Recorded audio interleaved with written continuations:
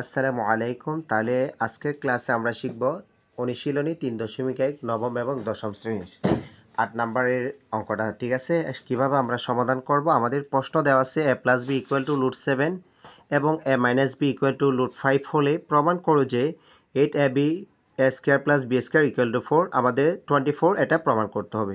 তাহলে প্রথমে ডেফিনেটলি দেওয়া আছে a + bর মানটা লিখছি এবং লেখার পরে a - b = √5। সো তারপর আমি বাম পক্ষে ইউজ করার পরে 8ab a² + b² এই মানটা লিখছি। লেখার পর আমাদের এই অঙ্কটা সমাধান করতে গেলে দুইটা সূত্র প্রয়োগ। একটা হচ্ছে কি 4ab = a + b² - a - b²। আরেকটা সূত্র লাগবে 2 a² + b² = a + b², a + b², a - b²। তাহলে এই দুইটা সূত্র এখানে প্রয়োগ করে এই সমাধানটা করতে হবে। তাহলে আমরা কিভাবে সমাধান করব? তাহলে এই প্রথমে এটা ভেঙে লিখছি, অর্থাৎ 4ab × 2, তাহলে 4 × 2 = 8। এরপর ab সেম হইতে বসে গেছে। এর বাকি যে পরবর্তী মানটা দেওয়া আছে a² + b², এটা আমরা বসাইছি। তাহলে প্রথম লাইন থেকে দ্বিতীয় লাইনে একটা কাজ করছি, জাস্ট এটা ভেঙে লিখছি, 4 × 2 = 8, ab বসে গেছে আর বাকি মানটা বসাইছি। এরপর দ্বিতীয় লাইন থেকে তৃতীয় লাইনে কি করতে হবে, 4ab সূত্র আমি এখানে লিখে দিছি, পাশে সাইন আউট করা আছে।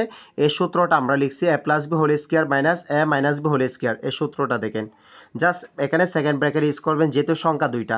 এরপর এখানে 2a² + b² সূত্র প্রয়োগ করছি কি a + b² + a - b² পাশে লিখা আছে দেখেন। তাহলে যদি আমি এখানে সেকেন্ড ব্র্যাকেট ইউজ না করতাম তাহলে এটার সাথে এটা গুণ আকারে থাকতো।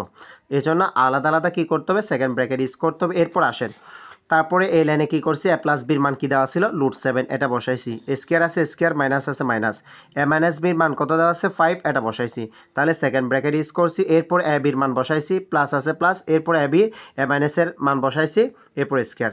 এরপর ডেফিনেটলি আমরা যে কাজ করব, তাহলে প্রথম লাইন থেকে দ্বিতীয় লাইনে এটা একটু ভেঙে লিখছি। দ্বিতীয় লাইন থেকে তৃতীয় লাইনে আমরা কি করছি, এই দুইটা সূত্র প্রয়োগ করছি।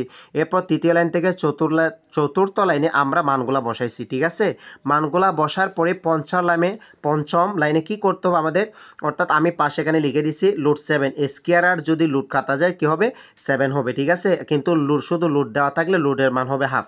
তাহলে এখন স্কোয়ার আর লুট কাটা গেলে 7, এরপরে মাইনাস দেওয়া আছে মাইনাস, আবার লুট আর স্কোয়ার কাটা গেলে কত হবে, 5। এরপরে স্কোয়ার আর লুট কাটা গেছে 7, এরপরে প্লাসটা বসাইছি। স্কোয়ার আর লুট কাটা গেলে কি হবে, 5 হবে। তাহলে ডেফিনেটলি 7 থেকে 5 চলে গেলে 2। আপনি বলতে স্যার এখানে গুণ তো নেই, গুণ করতে কাটছে। দুইটা সংখ্যা এভাবে একত্রে থাকলে মধ্যখানে একটা কী থাকে, গুণ থাকে, তাহলে গুণটা লিখা হয়েছে।